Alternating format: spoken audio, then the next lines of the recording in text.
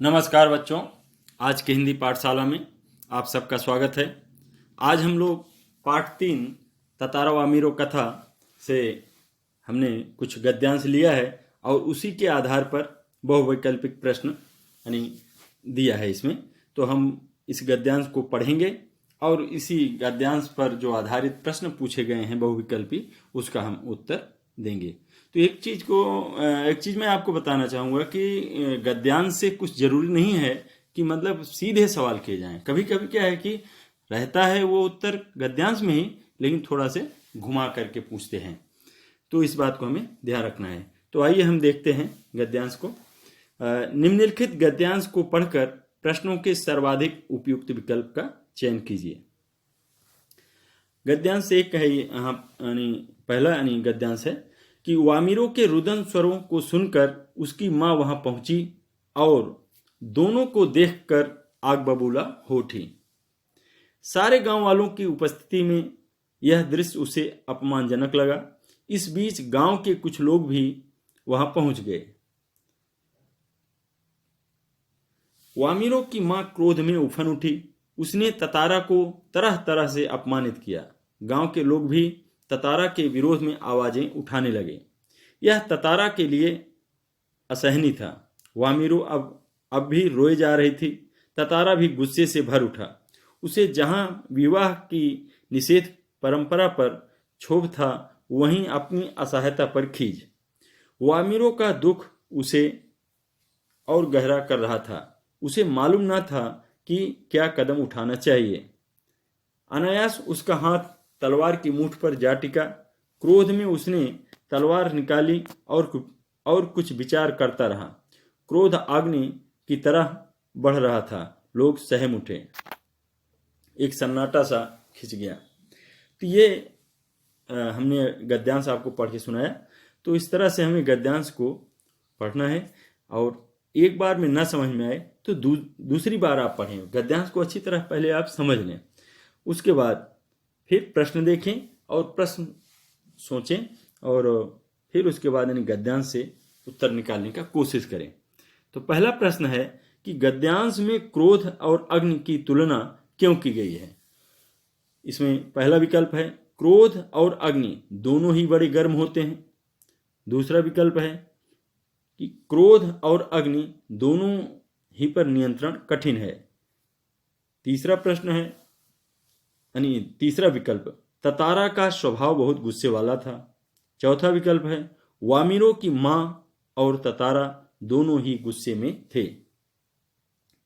तो इस तरह से हमने आपको ये विकल्प दिखाया। अब इसमें हमें देखना है कि प्रश्न के आधार पर कौन सा विकल्प सही हो सकता है कि गद्यांश में क्रोध और अग्नि की तुलना क्यों की गई है।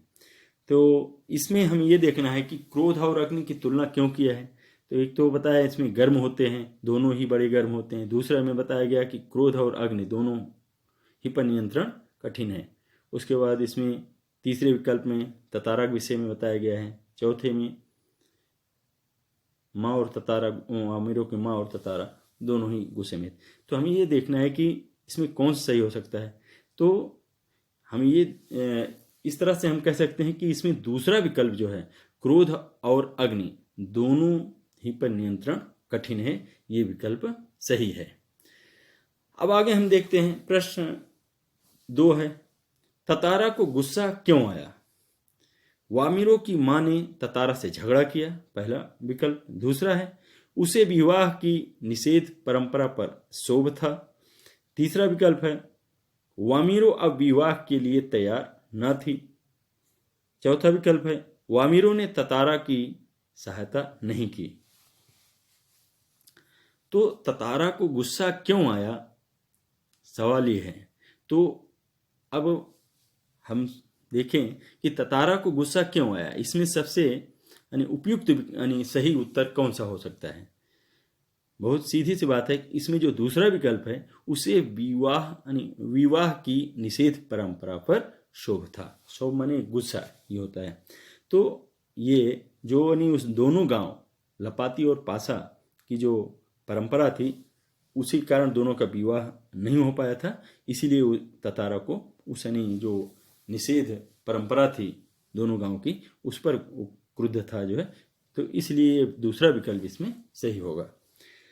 इसी तरह जो है प्रश्न संख्या 3 देखें अब, तो वामिरों की मां को दृश्य अपमानजनक क्यों लगा।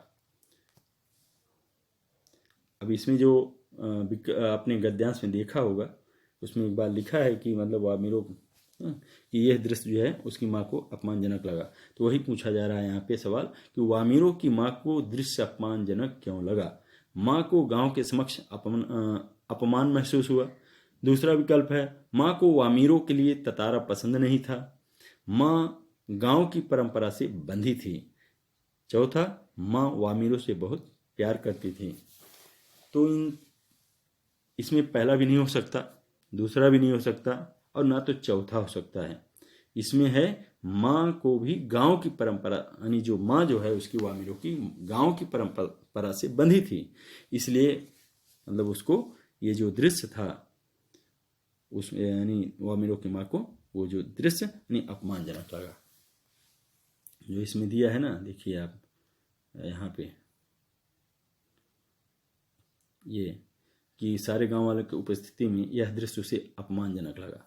कि कौन सा, कि वामिरों के रुदन स्वरों को सुनकर उसकी माँ वहाँ पहुँची और दोनों को देखकर, यानी दोनों वामिरों भी थे वहाँ पे, वामिरों भी थी और ततारा भी, तो वो वामिरों रो रही थी और देखकर जो है ये सब गांव वालों के सामने जो है थोड़ा उसे अपमानजनक लगा। यही सवाल पूछा गया है कि उसे यह अपमानजनक क्यों लगा, है ना। क्यों लगा, इसलिए क्योंकि वो गांव की परंपरा से जो थी वो बंधी थी, है ना। तो इसमें जो है तीसरे प्रश्न में तीसरा विकल्प होगा।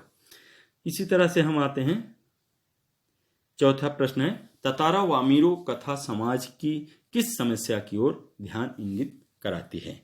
जाति प्रथा, बेमेल विवाह, तीसरा विकल्प है विवाह के परंपरागत नियम, चौथा है बाल विवाह।